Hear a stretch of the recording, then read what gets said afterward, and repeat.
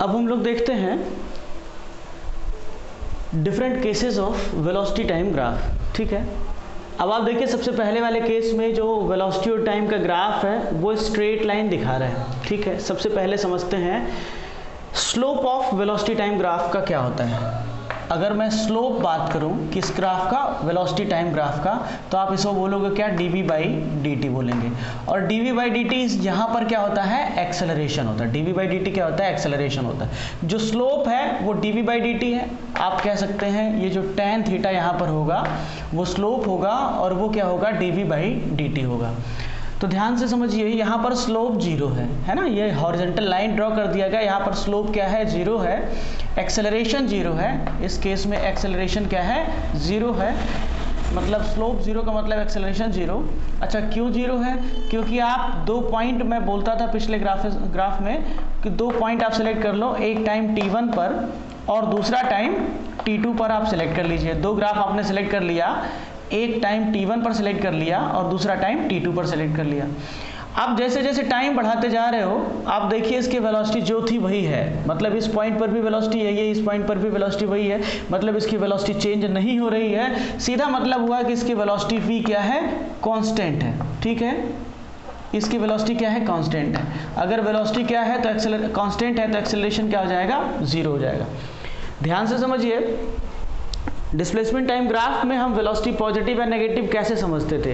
अगर velocity positive आ रही है इसका मतलब हुआ पार्टिकल अवे जा रहा है, और वेलोसिटी नेगेटिव आने का मतलब है कि पार्टिकल टुवर्ड्स द ऑरिजिन आ रहा है। ठीक है, अच्छा यहाँ पर वेलोसिटी के पॉजिटिव या नेगेटिव होने का अलग मतलब है, क्योंकि वहाँ पर ग्राफ डिस्प्लेसमेंट टाइम में था और हम लोग वेलोसिटी के एनालिसिस करते थे। अभी वेलोसिटी टाइम ग्राफ में वेलोसिटी और टाइम के बीच में एक ग्राफ है और हम लोग वेलोसिटी के बारे में बोलें तो ध्यान से समझिए, जितने भी यहाँ पर ग्राफ बने हुए हैं सभी ग्राफ में वेलोसिटी यहाँ पर क्या होगा, पॉजिटिव होगा। क्योंकि ग्राफ से ऊपर मान लो अगर ऐसे करके ऑरिजिन बना हुआ है, यहाँ का ग्राफ क्या होगा, पॉजिटिव वेलोसिटी वाला होगा। अगर ये वेलोसिटी और टाइम के बीच में ग्राफ है, यहाँ का अगर ग्राफ है तो ये नेगेटिव वेलोसिटी का केस होता है। ठीक है ना, तो ग्राफ से नीचे अगर कोई चीज़ यहाँ पर ग्राफ ड्रॉ करेंगे हम लोग तब कहेंगे कि वेलोसिटी नेगेटिव है। यहाँ पर हमने कोई ऐसा केस नहीं लिया हुआ है या कोई ऐसा केस नहीं यहाँ पर है जो वेलोसिटी नेगेटिव को दर्शा रहा हो। यहाँ पर सभी के सभी वेलोसिटी पॉजिटिव है क्योंकि सभी ऑरिजिन से ऊपर बने हुए हैं। तो यहाँ पर वेलोसिटी पॉजिटिव है, इसको बार बार बताने की ज़रूरत नहीं क्योंकि हर एक केस में यहाँ पर वेलोसिटी पॉजिटिव है। ठीक है, सभी में ग्राफ ऊपर की तरफ ही जा रहा है, इसका मतलब क्या है, वेलोसिटी पॉजिटिव है। यहाँ पर आप देखेंगे दो पॉइंट आप फर्दर सेलेक्ट करेंगे, यहाँ पर दो पॉइंट सेलेक्ट करेंगे, एक टाइम t1 पर दूसरा टाइम t2 पर। अब आप देखिए कि हॉरिजॉन्टल से इसका थीटा दोनों ही केस में क्या है, कांस्टेंट है, यानी समय के बढ़ने के साथ साथ हॉरिजॉन्टल से इसका एंगल चेंज नहीं होता।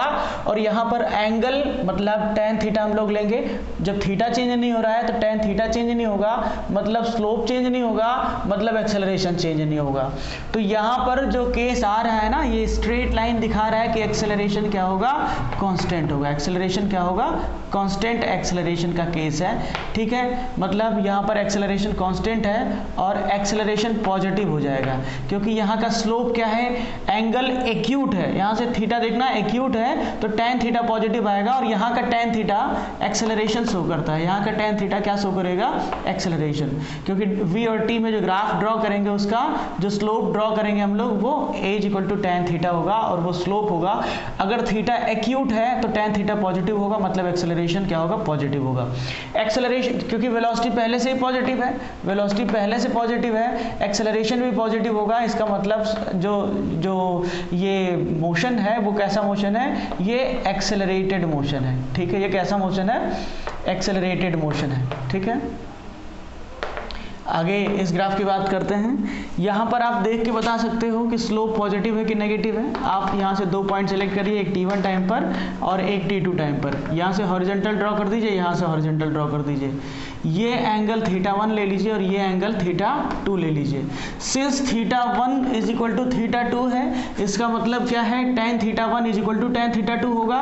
और tan θ2 मतलब tan θ1 और tan θ2 सेम होने का मतलब है कि एक्सेलरेशन कांस्टेंट होगा। ठीक है, एक्सेलरेशन कांस्टेंट होगा। लेकिन यहाँ पर स्लोप देखो 90 से ज़्यादा एंगल बना रहा है, हॉरिजॉन्टल से जो एंगल है वो 90 से ज़्यादा है, 90 से ज़्यादा एंगल होगा तो tan थीटा नेगेटिव आएगा, यहाँ पर एक्सेलरेशन कैसा होगा, नेगेटिव होगा। आप देखिए कि वेलोसिटी हमेशा यहाँ पर हमने क्या लिया है, ऑरिजिन से ऊपर लिया है तो वेलोसिटी पॉजिटिव होगा, और जबकि एक्सेलरेशन क्या है, नेगेटिव है, तो ये मोशन कैसा हो गया, ये मोशन है रिटार्डेड मोशन। ये मोशन कैसा है, रिटार्डेड मोशन है। ठीक है, यही 3 ग्राफ है जो आपको पढ़ना है, और इन्हीं 3 ग्राफ में से सभी कंपटीशन में भी पूछे जाते हैं। ये 3-4 ग्राफ क्योंकि मैंने डिस्प्लेसमेंट टाइम में भी बताया था तो मैं वेलोसिटी टाइम में भी बता देता हूँ। आप ध्यान दीजिएगा, इस वेलोसिटी टाइम ग्राफ में इस तरह के ग्राफ की ज़रूरत कभी नहीं पड़ेगी हमें। ठीक है, फिर भी मैं बता देता हूँ कि आपके इसकी किसी भी ग्राफ अगर कोई दिया हो और उसकी एनालिसिस करना हो तो आप सबसे पहले क्या करते हैं, 2 पॉइंट सेलेक्ट करते हैं, एक टाइम t1 पर और दूसरा टाइम t2 पर। 2 टाइम ग्राफ, ये टाइम एक्सिस है ना, 2 हमने पॉइंट सेलेक्ट किया t1 t2 टाइम पर। इसके बाद का काम ये है कि आप टेंजेंट ड्रॉ करेंगे, यहाँ से भी टेंजेंट ड्रॉ करेंगे, और जहाँ टेंजेंट ड्रॉ किया है वहाँ हॉरिजॉन्टल लाइन ड्रॉ कर देंगे। t1 टाइम पर इसका एंगल θ1 दिखाइए, t2 टाइम पर इसका एंगल θ2 दिखाइए। एक्यूट एंगल इंक्रीजिंग का मतलब है कि इसका एक्सेलरेशन क्या होगा, इंक्रीज करेगा। ठीक है, एक्यूट एंगल इंक्रीजिंग का, डिस्प्लेसमेंट टाइम में एक्यूट एंगल इंक्रीजिंग का मतलब था वेलोसिटी इंक्रीजिंग। अब वेलोसिटी टाइम ग्राफ में एक्यूट एंगल इंक्रीजिंग का क्या मतलब हुआ, आप देखेंगे यहाँ पर कि टाइम के साथ θ2 बड़ा है θ1, दोनों एक्यूट है तो जो भी एक्सेलरेशन है वो पॉजिटिव होगा। यहाँ पर बात हम लोग स्लोप की कर रहे हैं, तो स्लोप यहाँ पर वेलोसिटी टाइम ग्राफ में स्लोप एक्सेलरेशन होता है। तो एक्यूट एंगल अगर 90 मतलब ये एंगल अगर 90 से छोटा है, मतलब एक्यूट एंगल है, ऐसे केस में tan थीटा पॉजिटिव आएगा, और यहाँ का tan थीटा एक्सेलरेशन होता है, मतलब एक्सेलरेशन भी कैसा आएगा, पॉजिटिव आएगा। वेलोसिटी पहले से पॉजिटिव है, एक्सेलरेशन अभी भी पॉजिटिव है ना। वेलोसिटी तो मैंने हर एक केस में मैंने बताया पॉजिटिव ले रखा है मैंने, तो वेलोसिटी भी पॉजिटिव, एक्सेलरेशन भी पॉजिटिव है, लेकिन एक्सेलरेशन यहाँ पर इंक्रीजिंग है। लगातार टाइम के साथ यहाँ पर एक्सेलरेशन क्या होता जा रहा है, इंक्रीज करता जा रहा है। यहाँ केस देखते हैं, 2 पॉइंट फर्दर आप सेलेक्ट करेंगे, यहाँ पर टाइम कितना दिखाएंगे, t1 दिखाएंगे, और यहाँ का टाइम क्या दिखाएंगे, t2 दिखाएंगे। इस पॉइंट पर टेंजेंट ड्रॉ कर दीजिए, इस पॉइंट पर टेंजेंट ड्रॉ कर दीजिए, यहाँ से हॉरिजॉन्टल लाइन ड्रॉ कर दीजिए, यहाँ से हॉरिजॉन्टल लाइन ड्रॉ कर दीजिए। यहाँ एंगल θ1 मान लीजिए, यहाँ एंगल θ2 मान लीजिए, और आप देख सकते हैं इस केस में स्टडी करिए और देखिए कि θ1 ग्रेटर देन है θ2, मतलब समय के साथ थीटा लगातार छोटा होता जा रहा है। तो एक्यूट एंगल है, पहली बार अगर ये जो एंगल है वो एक्यूट है तो इसका एक्सेलरेशन कैसा आएगा, पॉजिटिव आएगा, और लगातार एक्यूट एंगल डिक्रीजिंग है, मतलब एक्सेलरेशन डिक्रीज करेगा।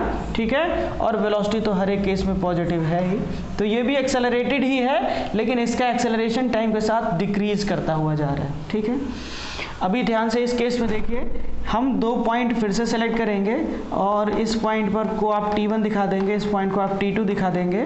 यहाँ पर टेंजेंट ड्रॉ कर दीजिए, यहाँ पर टेंजेंट ड्रॉ कर दीजिए, यहाँ पर टेंजेंट ड्रॉ कर दीजिए, और क्या कर दीजिए, यहाँ पर एक हॉरिजॉन्टल लाइन, यहाँ पर भी एक हॉरिजॉन्टल लाइन। ठीक है, यहाँ का एंगल θ1 बताइए, और यहाँ का एंगल क्या बताएंगे, θ2।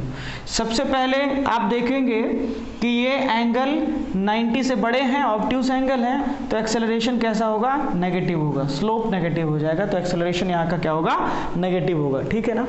अब यहाँ पे अगर एक्सेलरेशन नेगेटिव है, मतलब वेलोसिटी को अपोज करेगा डेफिनेटली, ये वेलोसिटी कैसा है, यहाँ पर पॉजिटिव है। एक बात और बता दो, ये एक्सेलरेशन इंक्रीजिंग है कि डिक्रीजिंग है। ऑब्ट्यूस एंगल इंक्रीज करने का मतलब है एक्सेलरेशन डिक्रीज करना। ठीक है, सेम वैसे ही समझना, एक्यूट एंगल इंक्रीजिंग का मतलब है एक्सेलरेशन इंक्रीजिंग, और ऑब्ट्यूस एंगल डिक्रीजिंग का मतलब है एक्सेलरेशन इंक्रीजिंग। ठीक है ना, दोनों बातें ध्यान से समझिएगा। ठीक है, लास्ट वाले केस में देखते हैं कि 2 पॉइंट आप फिर से सेलेक्ट कर लेंगे, ग्राफ में कहीं पर भी 2 पॉइंट सेलेक्ट कर लेंगे। इस पॉइंट को आप t1 बता दीजिए, इस पॉइंट को आप t2 बता दीजिए, यहाँ पर एक टेंजेंट, यहाँ पर एक टेंजेंट ड्रॉ करिए, ये आप θ1 बताइए, और यहाँ पर ये क्या बताइए आप, θ2। सबसे पहले θ1 और θ2 दोनों ही कैसे हैं, 90 से बड़े हैं, तो यहाँ पर एक्सेलरेशन कैसा आ गया, नेगेटिव है। ऑब्ट्यूस एंगल डिक्रीजिंग, ठीक है। Obtuse angle decreasing, obtuse angle decrease का मतलब क्या है कि इसकी एक्सेलरेशन क्या है, इंक्रीजिंग। ठीक है, यहाँ पर क्या था कि ऑब्ट्यूस एंगल, यहाँ पर देखो थीटा बड़ा, थीटा 2 बड़ा था, यहाँ पर थीटा 2 बड़ा है थीटा 1 से, तो ऑब्ट्यूस एंगल इंक्रीजिंग मतलब एक्सेलरेशन डिक्रीजिंग। यहाँ पर क्या है, ऑब्ट्यूस एंगल डिक्रीजिंग, यहाँ पर क्या देखो क्या है, यहाँ पर इसका जो थीटा 1 है वो बड़ा है और थीटा 2 छोटा है।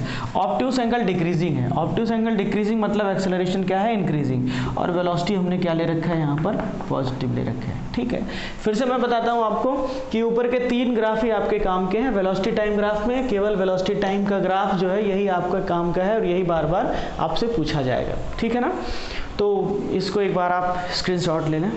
ठीक है, चलिए ठीक है।